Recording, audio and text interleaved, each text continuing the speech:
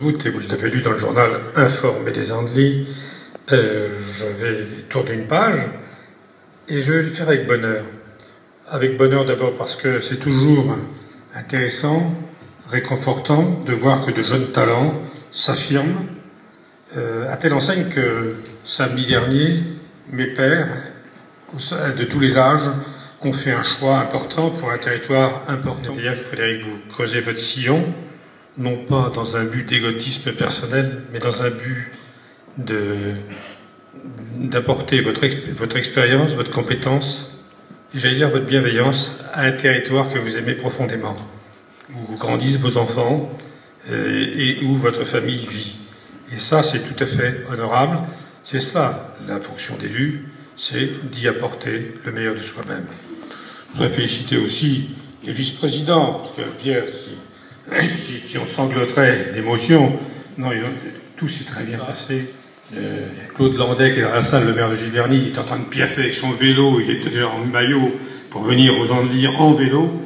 Et c'est vrai que c'est un projet dont on parle depuis des décennies et que vous allez réaliser. Comme le cinéma. Je me souviens de la première présentation quand on est au conseil municipal. Donc, vous avez la chance, vous, de faire les choses. Nous avons eu la malchance de les concevoir un peu trop tôt, mais chaque chose en son temps. Et puis, vous avez annoncé, cher Frédéric aussi, qu'on allait abattre une tour, et vous étiez présent, vous vous souvenez, quand on avait annoncé le fait que nous allions abattre la première tour, la plus haute. Au préfet de l'époque, qui était un Versaillais, un gentleman.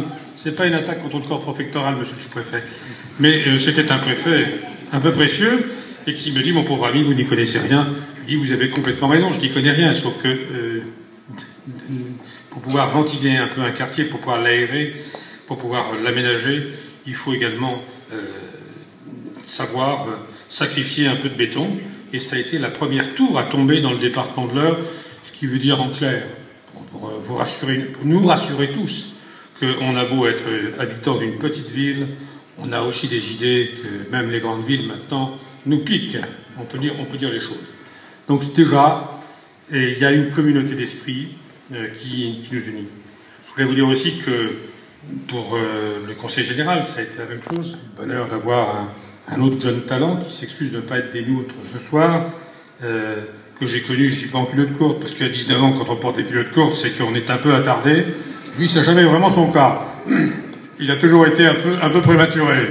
Et donc, voir qu'un jeune de 28 ans devient président du conseil général et forme un tandem avec Frédéric et les autres, parce que c'est un travail de meute, comme dans la louveterie.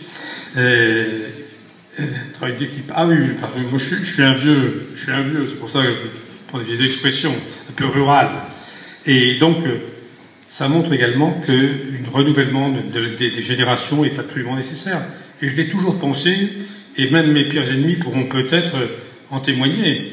J'ai toujours pensé, tout simplement parce qu'il y a un équilibre naturel qui doit se faire au sein d'une population et qu'on ne se voit jamais vieillir, que pour certains, être quelque chose, ça veut dire être sûr d'être autre chose ou d'avoir d'autres pôles d'intérêt. On peut avoir aussi une famille, on peut avoir aussi un intérêt intellectuel pour un tas de belles choses qui nous entourent. Et je crois que savoir tourner la page avec sérénité, avec humour, avec amitié, c'est pas s'éloigner que de faire autre chose. C'est simplement permettre à d'autres, plus jeunes, de prendre leurs responsabilités dans la cité. Et je crois qu'il y a une forte aspiration dans notre société, comme dans notre ville, ça a été le cas, à changer, non pas de visage pour le plaisir de changer, mais tout simplement à avoir des gens plus en phase avec la situation, avec l'évolution des choses, avec la rapidité de l'évolution des choses aussi. On est plus lent à mon âge, si j'ose dire, et la nouvelle génération est plus rapide, tout simplement parce que la société va plus vite et qu'il fallait s'adapter. Je vais m'arrêter là parce que je pourrais vous en faire comme ça. Frédéric me regarde aller inquiet, il a pris ses pilules avant de parler. Je voulais simplement, avant de terminer, vous dire que j'étais extrêmement heureux aux Andelys. Je suis arrivé en 77 et vraiment, ça a été pour moi une adoption sans esprit de retour. puisque j'arrivais, comme vous le savez, d'un pays un peu lointain, accroché à la Loire, j'ai choisi, comme les saumons, de changer de fleuve et de passer à la Seine, et je suis arrivé ici pour faire mes enfants, si j'ose dire. Donc c'est plutôt un bon souvenir, et c'est pour mes enfants, je crois aussi, une belle opportunité. Et puis, la gentillesse, la familiarité des Antilliens.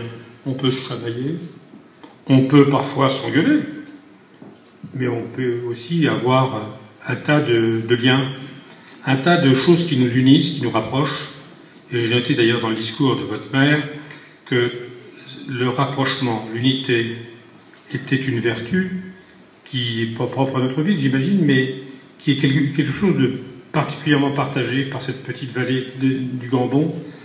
Et je crois que les uns et les autres, nous sommes profondément fiers de voir qu'aujourd'hui une équipe municipale dynamique. J'ai vu le film, qui a été un peu rapide pour un type de mon âge, mais il était... On me le passera en an, voilà. Il était... Mais Frédéric, il était très beau. Et j'ai vu ma ville avec un œil extérieur, et je me suis dit, cette ville, elle est très belle. Donc soyons heureux d'être andisiens. Et puis, bonne année quand même, parce que c'est la cérémonie des vœux. Bonne année à tous, dans une année qui s'avère constructive au niveau local, au niveau municipal, puisque les projets vont sortent de terre et continueront de sortir de terre, compliqué au niveau national, dangereux au niveau international. Il faut être vigilant tout simplement, il faut être résolu, car les gens qui fuient la réalité ou qui pratiquent la politique de l'autruche, généralement, pour eux, ça se termine très mal. Et je crois que la situation, vous avez tous le poste de télévision chez vous, donc vous savez tous que ça se passe très mal un peu partout ailleurs. Chez nous, ça va pas toujours très bien, mais ça va pas non plus si mal par rapport à Alep ou par rapport à d'autres villes qui sont secouées par des attentats quotidiens ou hebdomadaires.